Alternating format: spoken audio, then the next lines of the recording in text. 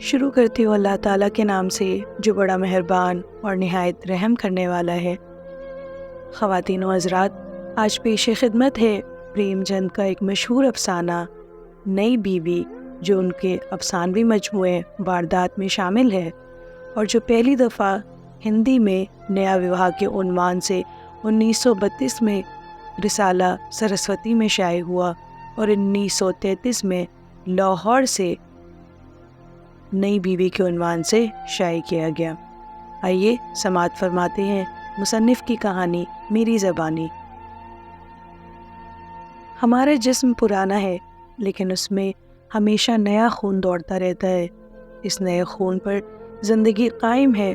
دنیا کے قدیم نظام میں یہ نیاپن اس کے ایک ایک ذرے میں، ایک ایک ٹہنی میں، ایک ایک قطرے میں، تار میں چھپے ہوئے نغمے کی طرح گونجتا رہتا ہے، اور یہ 100 سال کی بڑھیا آج بھی نئی دلہن بنی ہوئی ہے۔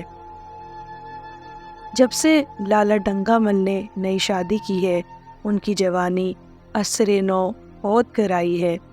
جب پہلی بیوی قید حیات تھی، وہ بہت کم گھر رہتے تھے۔ صبح سے 10-11 بجے تک تو پوجا پاٹ ہی کرتے رہتے تھے، پھر کھانا کھا کر دکان چلے جاتے، وہاں سے 1 بجے رات کو لوٹتے اور تھکے ماندے سو جاتے۔ اگر لیلا کبھی کہتی کہ ذرا اور سویرے آ جائے کرو تو بگڑ جاتے۔ تمہارے لیے کیا دکان بند کر دوں یا روزگار چھوڑ دوں؟ یہ وہ زمانہ نہیں ہے کہ ایک لوٹا جل چڑھا کر لکشمی کو خوش کر لیا جائے۔ آج کل لکشمی کی چوکھٹ پر ماتھا رگڑنا پڑتا ہے، تب بھی ان کا منہ سیدھا نہیں ہوتا۔ لیلا بیچاری خاموش ہو جاتی۔ ابھی 6 مہینے کی بات ہے، لیلا کو زور کا بخار تھا۔ لالا جی دکان پر چلنے لگے تو لیلا نے ڈرتے ڈرتے کہا، دیکھو میری طبیعت اچھی نہیں ہے، ذرا سویرے آ جانا۔ لالا جی نے پگڑی اتار کر کھوٹی پر لٹکا دی اور بولے، اگر میرے بیٹھے رہنے سے تمہارا جی اچھا ہو جائے تو میں دکان نہ جاؤں گا۔ لیلا رنجیدہ ہو کر بولی، میں یہ کب کہتی ہوں کہ تم دکان نہ جاؤ؟ میں تو ذرا سویرے آ جانے کو کہتی ہوں۔ تو کیا میں دکان پر بیٹھا موج کرتا ہوں؟ لیلا کچھ نہ بولی۔ شوہر کی یہ بے اعتنائی اس کے لیے کوئی نئی بات نہ تھی۔ ادھر کئی دن سے اس کا دل دوست تجربہ ہو رہا تھا کہ اس گھر میں اس کی قدر نہیں ہے۔ اگر اس کی جوانی ڈھل چکی تھی تو اس کا کیا قصور تھا؟ اس کی جوانی ہمیشہ رہتی ہے۔ لازم تو یہ تھا کہ 55 سال کی رفاقت اب ایک گہرے روحانی تعلق میں تبدیل ہو جاتی، جو ظاہر سے بے نیاز رہتی ہے، جو عیب کو بھی حسن دیکھنے لگتی ہے، جو پکے پھل کی طرح زیادہ شیریں، زیادہ خوشنما ہو جاتی ہے۔ لیکن لالا جی کا تاجر دل ہر ایک چیز کو تجارت کے ترازو پر تولتا تھا۔ بوڑھی گائے جب نہ دودھ دے سکتی ہو نہ بچے، تو اس کے لیے گوشالہ سے بہتر کوئی جگہ نہیں۔ ان کے خیال میں لیلا کے لیے بس اتنا ہی کافی تھا کہ وہ گھر کی مالکن بنی رہے، آرام سے کھائے پہنے پڑی رہے۔ اسے اختیار ہے، چاہے جتنے زیور بنوائے، چاہے جتنی خیرات اور پوجا کرے، روزے رکھے، صرف ان سے دور رہے۔ فطرت انسانی کی نرنگیوں کا ایک کرشمہ یہ تھا کہ لالا جی جس دلجوئی اور حس سے لیلا کو محروم رکھنا چاہتے تھے، خود اسی کے لیے ابلہانہ سرگرمی سے متلاشی رہتے تھے۔ لیلا 40 کی ہو کر بوڑھی سمجھ لی گئی تھی، مگر وہ 45 سال کی ہو کر بھی جوان تھے۔ جوانی کے ولولوں اور مسرتوں سے بے قرار لیلا سے اب انہیں ایک طرح کی کراہیت ہوتی تھی، اور وہ غریب جب اپنی خامیوں کے حسرتناک احساس کی وجہ سے فطری بے رحمیوں کے ازالے کے لیے رنگ و روگن کو سنوار لیتی، تو اس کی بلحوثی سے اور بھی متنفر ہو جاتی۔ چہ خوش 7 لڑکوں کی تو ماں ہو گئی، بال کھچڑی ہو گئے، چہرہ دھلے ہوئے فلاتلین کی طرح پرشکن ہو گیا، مگر آپ کو ابھی مہادر اور سیندور مہندی اور اپٹن کی ہوس باقی ہے۔ عورتوں کی بھی کیا فطرت ہے، نہ جانے کیوں آرائش پر اس قدر جان دیتی ہیں۔ پوچھو اب تمہیں اور کیا چاہیے؟ کیوں نہیں دل کو سمجھا لیتی کہ جوانی رخصت ہو گئی اور ان تدبیروں سے اسے واپس نہیں بلایا جا سکتا؟ لیکن وہ خود جوانی کا خواب دیکھتے رہتے تھے۔ طبیعت جوانی سے سیر نہ ہوتی، جاڑوں میں کشتوں اور معجونوں کا استعمال کرتے رہتے تھے، ہفتے میں 2 بار خساب لگاتے اور کسی ڈاکٹر سے بندر کے غدودوں کے استعمال سے متعلق خط و کتابت کر رہے تھے۔ لیلا نے انہیں شش و پنج کی حالت میں کھڑا دیکھ کر مایوسانہ انداز سے کہا، کچھ بتلا سکتے ہو؟ کئے بجے آؤ گے؟ لالا جی نے ملائم لہجے میں کہا، تمہاری طبیعت آج کیسی ہے؟ لیلا کیا جواب دے؟ اگر کہتی ہے بہت خراب ہے تو شاید یہ حضرت یہی بیٹھ جائیں اور اسے جلی کٹی سنا کر اپنے دل کا بخار نکالے۔ اگر کہتی ہے اچھی ہوں تو بے فکر ہو کر وہ پوری رات گھر ہی نہ آئے۔ ڈرتے ڈرتے بولی، اب تک تو اچھی تھی لیکن اب کچھ بھاری ہو رہی ہے۔ لیکن تم جاؤ دکان پر، لوگ تمہارے منتظر ہوں گے، مگر ایشور کے لیے 1 بجے سے پہلے آ جانا۔ لڑکے سو جاتے ہیں، مجھے ذرا بھی اچھا نہیں لگتا، طبیعت گھبراتی ہے۔ سیٹھ جی نے لہجے میں محبت کی چاشنی دے کر کہا، 12 بجے تک آ جاؤں گا، ضرور۔ لیلا کا چہرہ اتر گیا۔ 10 بجے تک نہیں آ سکتے؟ 11:30 بجے سے پہلے کسی طرح نہیں۔ 10:30 بھی نہیں؟ اچھا 11 بجے۔ 11 پر مصالحت ہو گئی۔ لالا جی وعدہ کر کے چلے گئے، لیکن شام کو ایک دوست نے مجرا سننے کی دعوت دی۔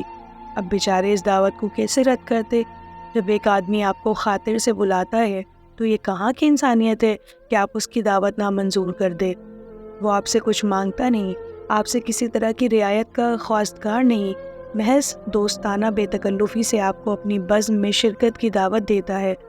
آپ پر اس کی دعوت قبول کرنا ضروری ہو جاتا ہے۔ گھر کے جنجال سے کسے فرصت ہے؟ ایک نہ ایک کام تو روز لگا ہی رہتا ہے، کبھی کوئی بیمار ہے، کبھی مہمان آئے ہیں، کبھی پوجا ہے، کبھی کچھ۔ اگر آدمی یہ سوچے کہ گھر سے بے فکر ہو کر جائیں گے تو اسے سارے دوستانہ مراسم منقطع کر لینے پڑیں گے، اسے شاید ہی گھر سے کبھی فراغت نصیب ہو۔ لالا جی مجرا سننے چلے گئے تو 2 بجے لوٹے۔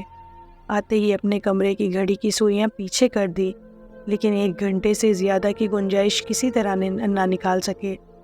2 کو 1 تو کر سکتے ہیں، مگر گھڑی کی تیزی کے سر الزام رکھا جاتا ہے، لیکن 2 کو 12 نہیں کہہ سکتے۔ چپکے سے آ کر نوکر کو جگایا، کھانا کھا کر آئے تھے، اپنے کمرے میں جا کر لیٹ رہے۔ لیلا ان کی راہ دیکھتی، ہر لمحہ درد اور بے چینی کی بڑھتی ہوئی شدت کا احساس کرتی، نہ جانے کب سو گئی تھی۔ اس کو جگانا سوئی فتنے کو جگانا تھا۔ غریب لیلا اس بیماری سے جان بر نہ ہو سکی۔ لالا جی کو اس کی وفات کا بے حد روحانی صدمہ ہوا۔ دوستوں نے تعزیت کے تار بھیجے، کئی دن تعزیت کرنے والوں کا تانتا بندھا رہا۔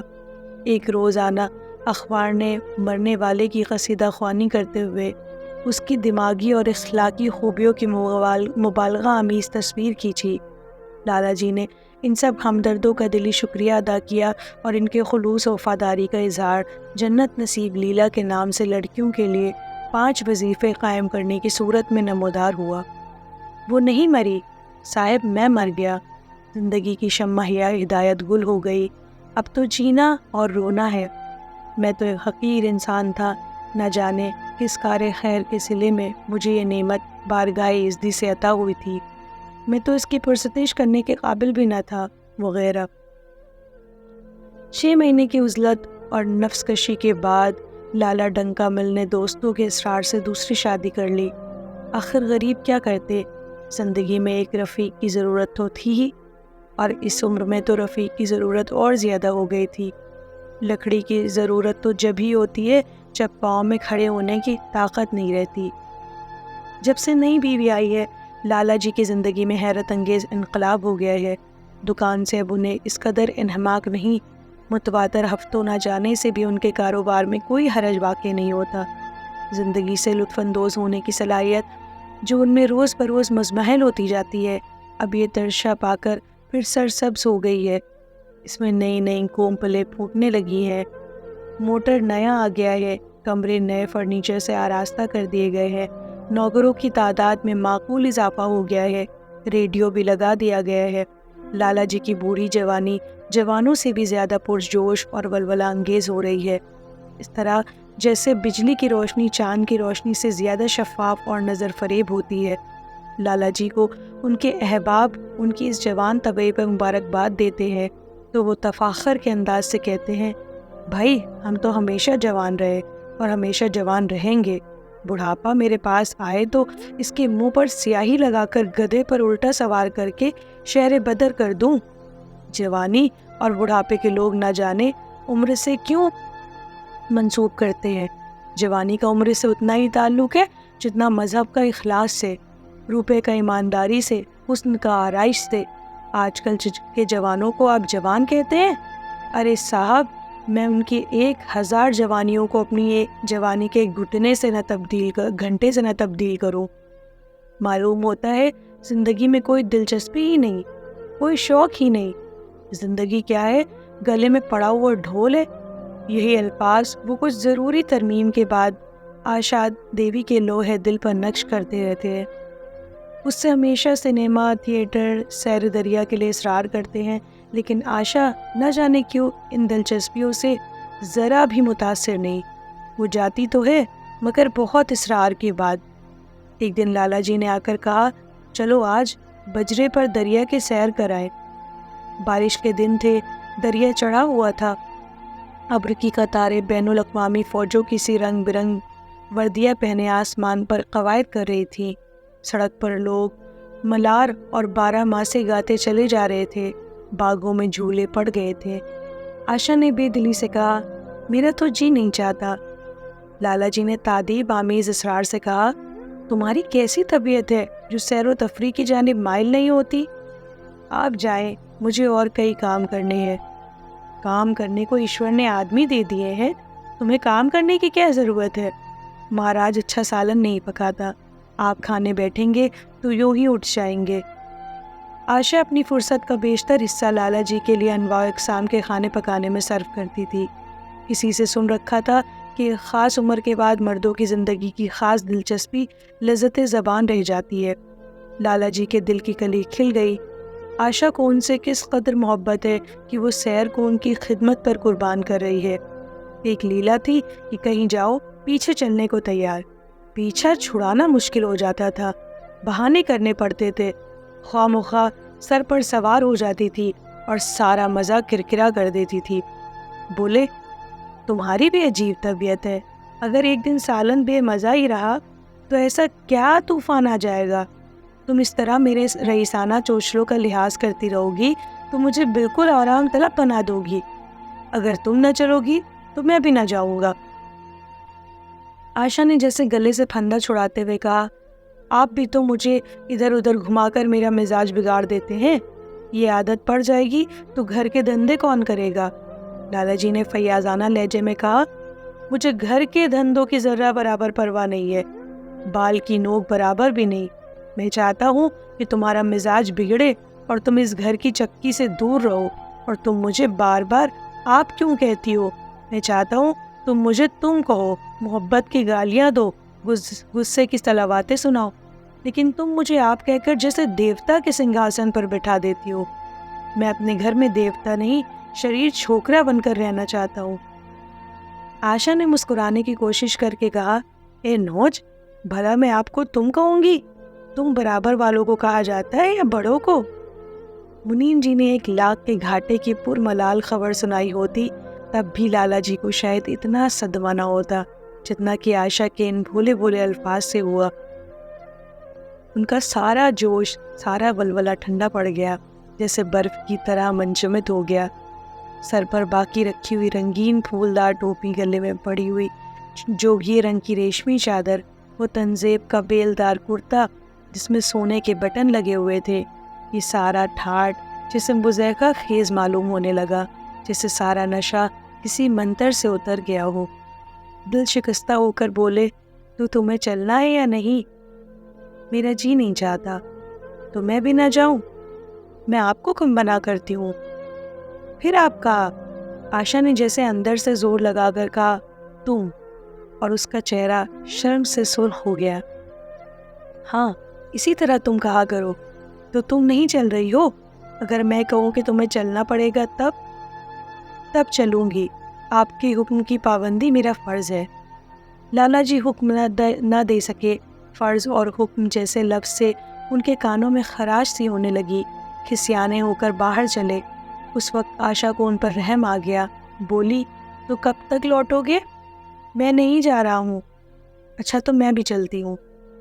جس طرح کوئی ضدی لڑکا رونے کے بعد اپنی مطلوبہ چیز پا کر اسے پیروں سے ٹھکرا دیتا ہے، اسی طرح لالا جی نے رونا منہ بنا کر کہا، تمہارا جی نہیں چاہتا تو نہ چلو، میں مجبور نہیں کرتا۔ آپ نہیں، تم برا مان جاؤ گے۔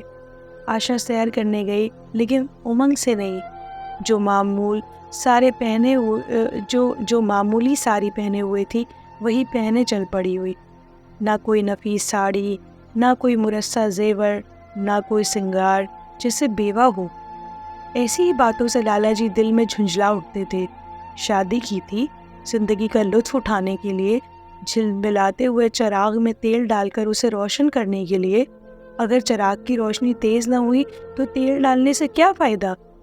نہ جانے اس کی طبیعت کیوں اس قدر خشک اور افسردہ ہے، جیسے کوئی اوسر کا درخت ہو کہ کتنا ہی پانی ڈالو اس میں ہری پتیوں کے درشن ہی نہیں ہوتے۔ جڑاؤ زیوروں کے بھرے ہوئے صندوق رکھے ہیں، کہاں کہاں سے منگوائے، دلی سے، کلکتے سے، فرانس سے کیسی کیسی بیش قیمت ساڑیاں رکھی ہوئی ہیں، ایک سینکڑوں، مگر صندوق میں کیڑوں کی خوراک بننے کے لیے غریب خاندان کی لڑکیوں میں یہی عیب ہوتا ہے، ان کی نگاہ ہمیشہ تنگ رہتی ہے، نہ کھا سکے، نہ پہن سکے، نہ دے سکے۔ انہیں تو خزانہ بھی مل جائے تو یہی سوچتی رہیں گی کہ بھلائی سے خرچ کیسے کریں۔ دریا کی سیر تو ہوئی مگر کچھ لطف نہ آیا۔ کئی ماہ تک آشا کی طبیعت کو ابھارنے کی ناکام کوشش کر کے لالا جی نے سمجھ لیا کہ یہ محرم کی پیدائش ہے، لیکن پھر بھی برابر مشق جاری رکھی۔ اس بیوپار میں ایک خطیر رقم صرف کرنے کے بعد وہ اس سے زیادہ نفع اٹھانے کے تاجرانہ تقاضے کو کیسے نظر انداز کرتے؟ دلچسپی کی نئی نئی صورتیں پیدا کی جاتی۔ گراموفون اگر بگڑ گیا ہے، گاتا نہیں یا آواز صاف نہیں نکالتا تو اس کی مرمت کرانی پڑے گی، اسے اٹھا کر رکھ دینا یہ تو حماقت ہے۔ ادھر بوڑھا مہاراج بیمار ہو کر چلا گیا تھا اور اس کی جگہ اس کا 16-17 سال کا لڑکا آ گیا تھا، کچھ عجیب مسخرہ سا، بالکل اوجڑ اور دہقانی، کوئی بات ہی نہ سمجھتا۔ اس کے پھلکے اقلیدس کی شکلوں سے بھی زیادہ مختلف الشکال ہوتے جاتے، بیچ میں موٹے، کنارے پتلے، دال کبھی تو اتنی پتلی جیسے چائے اور کبھی اتنی گاڑی جیسے دہی، کبھی نمک اتنا کم کہ بالکل پھیکا، کبھی تو اتنا تیز کہ نیمبو کا نمکین اچار۔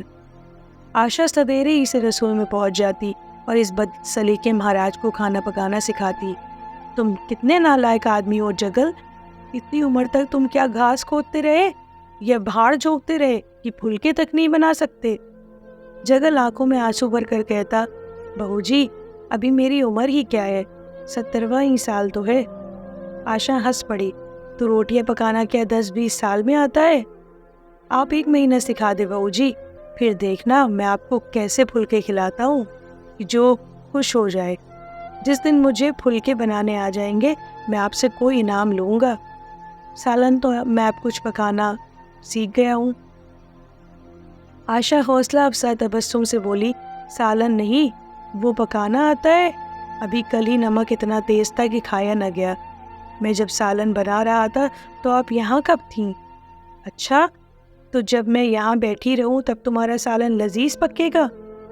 آپ بیٹھی رہتی ہیں تو میری عقل ٹھکانے رہتی ہے، اور میں نہیں رہتی تب تو آپ کے کمرے کے دروازے پر جا بیٹھتی ہیں۔ تمہارے دادا آ جائیں گے تو تم چلے جاؤ گے؟ نہیں بہو جی، کسی اور کام میں لگا دیجیے گا، مجھے موٹر چلوانا سکھوا دیجیے گا۔ نہیں آپ ہٹ جائیے، میں پتیلی اتار لوں گا، ایسی اچھی ساڑی آپ کی کہیں داغ لگ جائے تو کیا ہو؟ دور ہو، اور تو تم ہو ہی، کہیں پتیلی پیر پر گر پڑے تو مہینوں جھیلو گے۔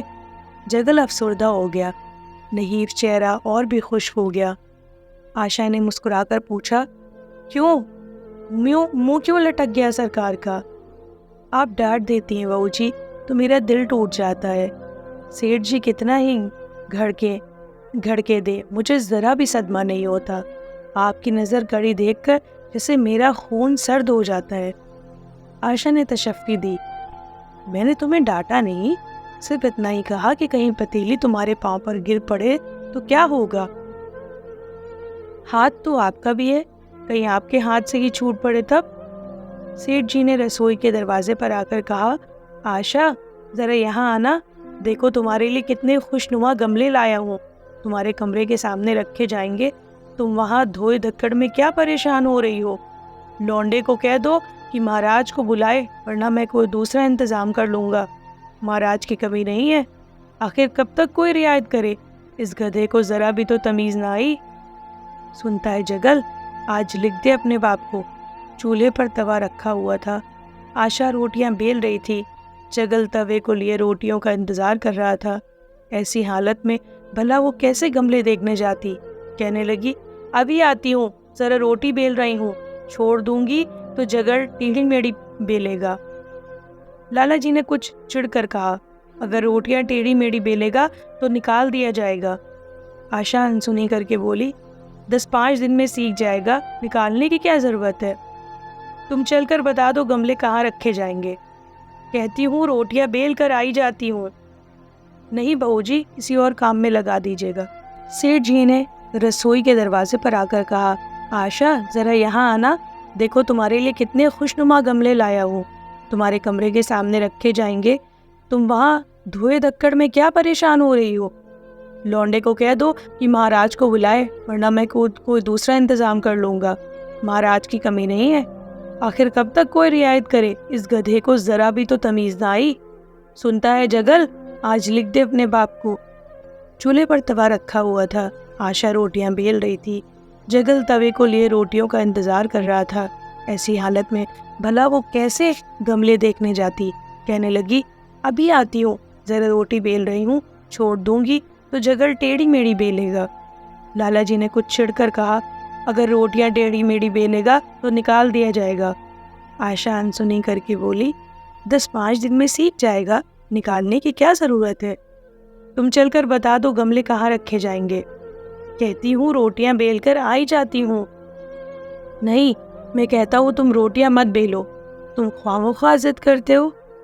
لالا جی سناٹے میں آ گئے۔ عائشہ نے کبھی اتنی بے التفاتی سے انہیں جواب نہ دیا تھا، اور یہ محض بے التفاتی نہ تھی، اس میں ترشی بھی تھی۔ خفیف ہو کر چلے گئے۔ انہیں غصہ ایسا آ رہا تھا کہ ان گملوں کو توڑ کر پھینک دیں اور سارے پودوں کو چولہے میں ڈال دیں۔ جگل نے سہمے ہوئے لہجے میں کہا، آپ چلی جاتی بہو جی، سرکار ناراض ہوں گے۔ بکو مت، جلدی روٹیاں سیکو، نہیں تو نکال دیے جاؤ گے، اور آج مجھ سے روپے لے کر اپنے لیے کپڑے بنوا لو، بھیک منگو کی سی صورت بنائے گھومتے ہو۔ اور بال کیوں اتنے بڑا رکھے ہیں؟ تمہیں نائی بھی نہیں جڑتا؟ کپڑے بنوا لوں تو دادا کو کیا حساب دوں گا؟ ارے بے وقوف، میں حساب میں نہیں دینے کو کہتی، مجھ سے لے جانا۔ آپ بنوائیں گی تو اچھے کپڑے لوں گا، میں خدر کا کرتا، خدر کی دھوتی، ریشمی چادر اور اچھا سا چپل۔ عائشہ نے مٹھاس بھرے تبسم سے کہا، اور اگر اپنے دام سے بنوانا پڑے تو؟ تب کپڑے بنواؤں گا ہی نہیں۔ بڑے چالاک ہو تم۔ آدمی اپنے گھر پر روکھی روٹی کھا کر سو رہتا ہے، لیکن دعوت میں اچھے اچھے پکوان ہی کھاتا ہے۔ یہ سب میں نہیں جانتی، ایک گاڑے کا کرتا بنوا لو اور ایک ٹوپی حجامت کے لیے 2 آنے پیسے لے لو۔ رہنے دیجیے، میں نہیں لیتا، اچھے کپڑے پہن کر نکلوں گا تو آپ کی یاد آئے گی، سڑیل کپڑے ہوئے تو جی جلے گا۔ تم بڑے خود غرض ہو، مفت کے کپڑے لوگے اور اعلیٰ درجے کے۔ جب یہاں سے جانو لگوں گا تو آپ مجھے اپنی تصویر دے دیجیے گا۔ میری تصویر لے کر کیا کرو گے؟ اپنی کوٹری میں لگا دوں گا اور دیکھا کروں گا، بس وہی ساڑی پہن کر کھنچوانا جو کل پہنی تھی، اور وہی موتیوں والی مالا بھی، جو مجھے ننگی ننگی صورت اچھی نہیں لگتی۔ آپ کے پاس تو بہت گہنے ہوں گے، آپ پہنتی کیوں نہیں؟ تو تمہیں گہنے اچھے لگتے ہیں؟ بہت۔ لالا جی نے خفت آمیز لہجے میں کہا، ابھی تک تمہاری روٹیاں نہیں پکی؟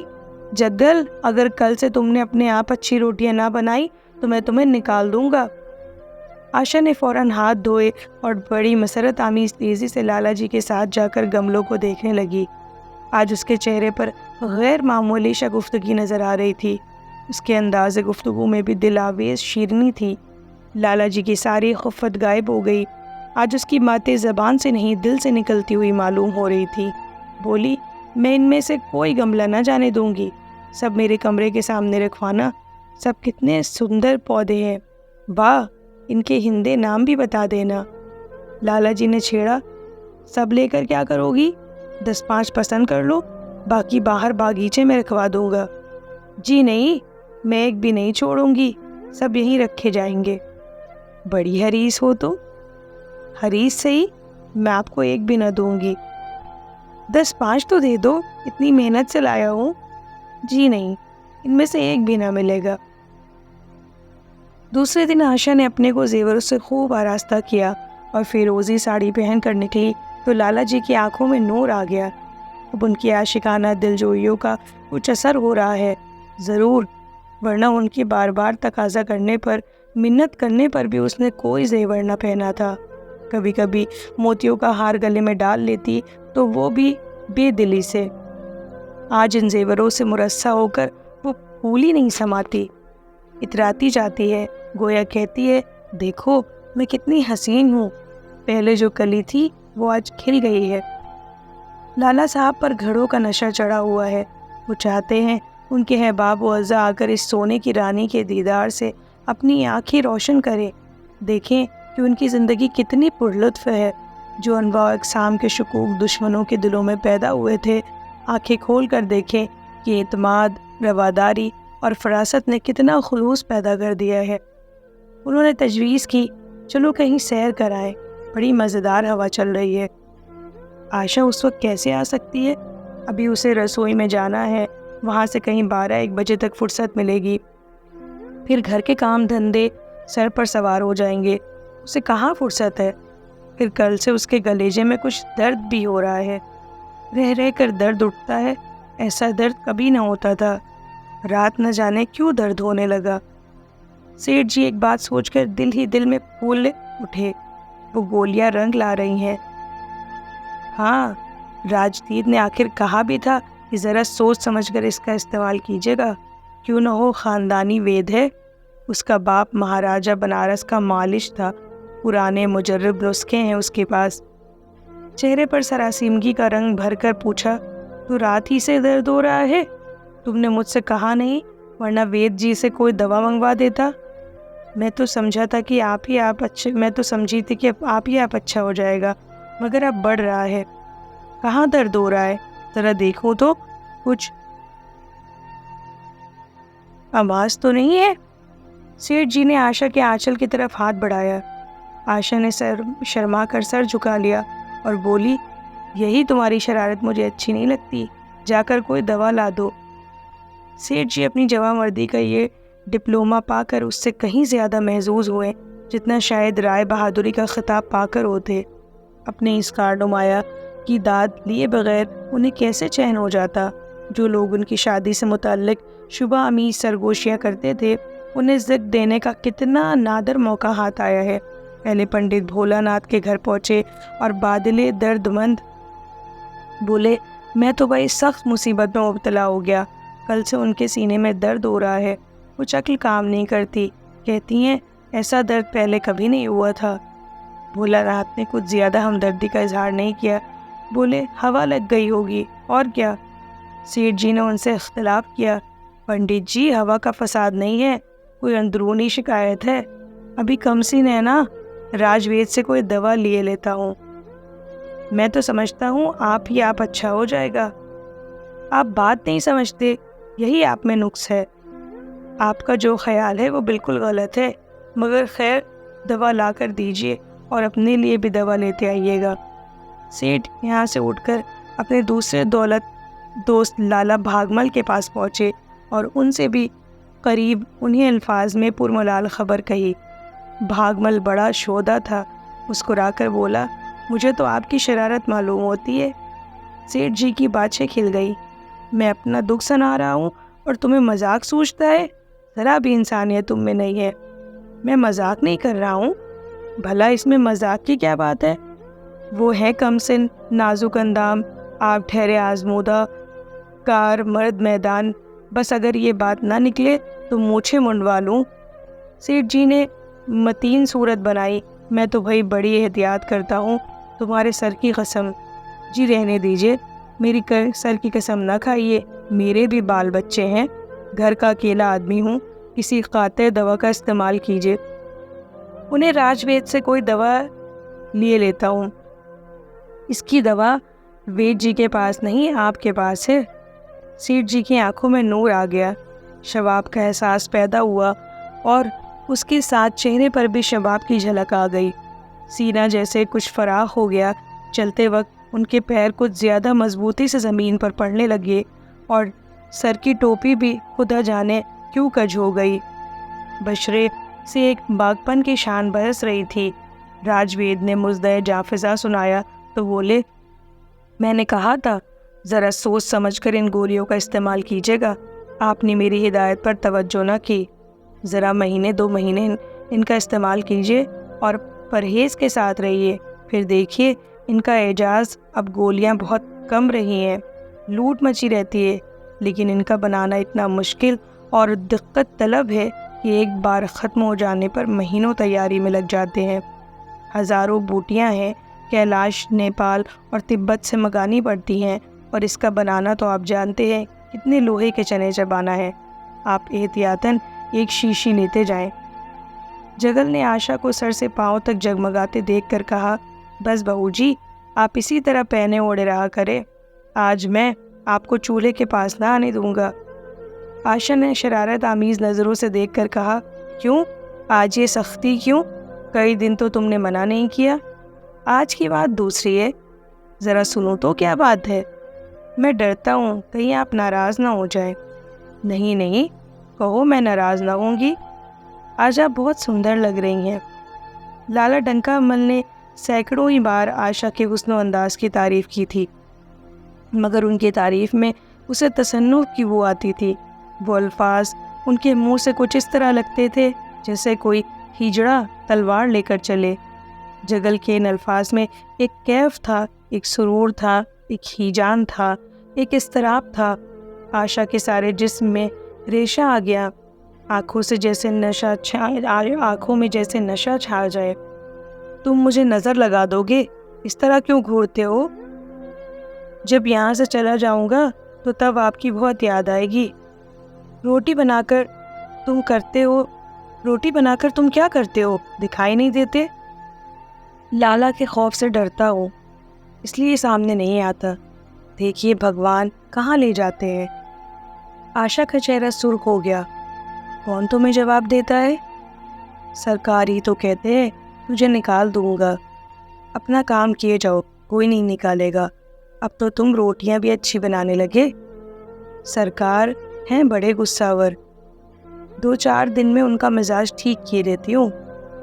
آپ کے ساتھ چلتے ہیں جیسے آپ کے باپ سے لگتے ہیں۔